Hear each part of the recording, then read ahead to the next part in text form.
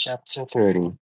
Sir William stayed only a week at Hunsford, but his visit was long enough to convince him of his daughter's being most comfortably settled, and of her possessing such a husband and such a neighbour as well as were not often met with. While Sir William was with them, Mr. Collins devoted his mornings to driving him out in his gig and shewing him the country. But when he went away, the whole family returned to their usual employments, and Elizabeth was thankful to find that they did not seem more of her cousin by the alteration. For the shift of the time between breakfast and dinner was now passed by him either at work in the garden, or in the reading and writing and looking out the window in his own book room, which fronted the road. The room in which the ladies sat was backwards. Elizabeth at first had rather wondered that Charlotte should not prefer the dining parlour for common use. It was a better-sized room, and had a pleasanter aspect. But she soon saw that her friend had an excellent reason for what she did, for Mr. Collins would undoubtedly have been much less in his own apartment had they sat in one equally lively, and she gave Charlotte credit for the arrangement.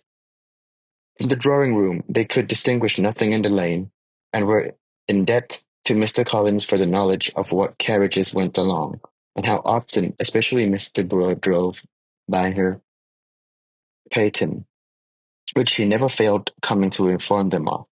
So it happened almost every day. She not unfrequently stopped at the parsonage and had a few minutes' conversation with Charlotte, but was scarcely ever prevailed on to get out.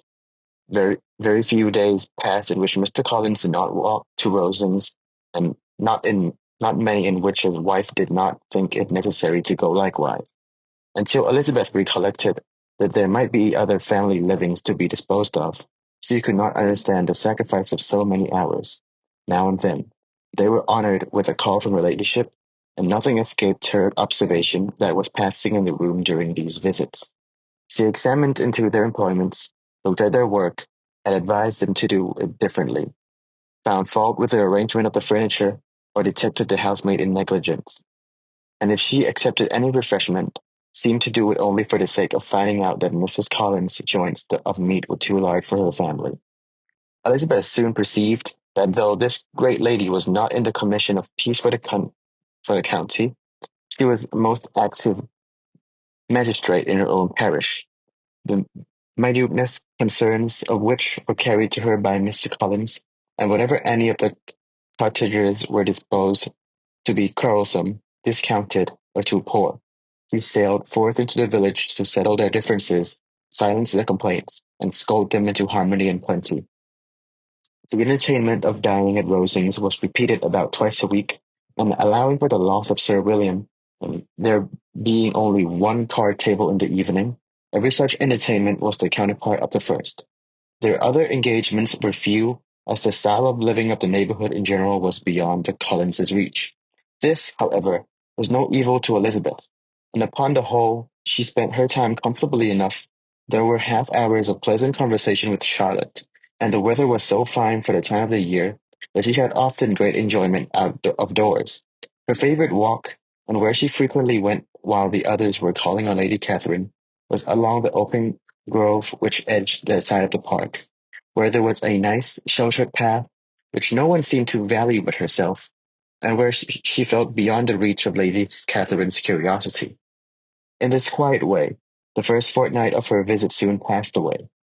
Easter was approaching, and the week preceded it was to bring an addition to a family at Rosings, which in so small a circle must be important. Elizabeth had heard, soon after her arrival, that Mr. Darcy was expected there in the course of a few weeks, and though there were not many of her acquaintance whom she did not prefer, his coming would furnish one comparatively new to look at in their Rosings parties, and she might be amused in seeing how hopeless Miss Bingley's designs on him were. By his behaviour to his cousin, for whom he was evidently destined by Lady Catherine, who talked of his coming with the greatest satisfaction, spoke of him in terms of the highest admiration, and seemed almost angry to find that he had already been frequently seen by Miss Lucas and herself. His arrival was soon known at the parsonage, for Mr. Collins was walking the whole morning within view of the lodges opening into Hunsford Lane, in order to have the earliest assurance of it. and after making his bow as the carriage turned into the park, hurried home with the great intelligence. On the following morning, he hastened to Rosing to pay his respects. Well, there were two nephews of Lady Catherine to require them, for Mr. Darcy had brought with him a Colonel Fitzwilliam, the younger son of his uncle, Lord. And to the great surprise of all the party, when Mr. Collins returned, the gentleman accompanied him. Charlotte had seen them from her husband's room, crossing the road and immediately running into the other, told the girls what an honor they might expect, adding, "I may thank you, Eliza, for this piece of civility.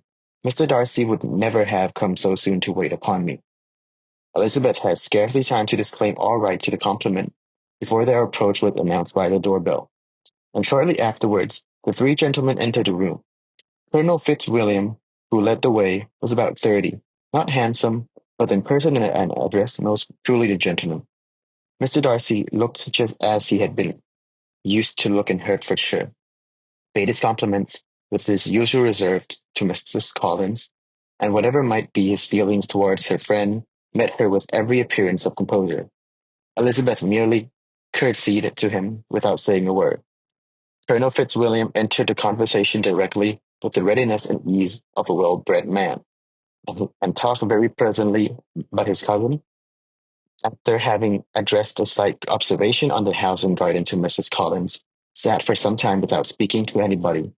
At length, however, his civility was so far awakened as to inquire of Elizabeth after the health of her family. She answered him in the usual way, and after a moment's pause, added, "My eldest sister has been in town these 3 months. Have you never happened to see her there?" She was perfectly sensible that he never had, but she wished to see whether he would betray any consciousness of what had passed between the Bingleys and Jane, and she thought he looked a little confused as he answered that he had never been so fortunate as to see Miss Bennet. The subject was pursued no farther, and the gentlemen soon afterwards went away.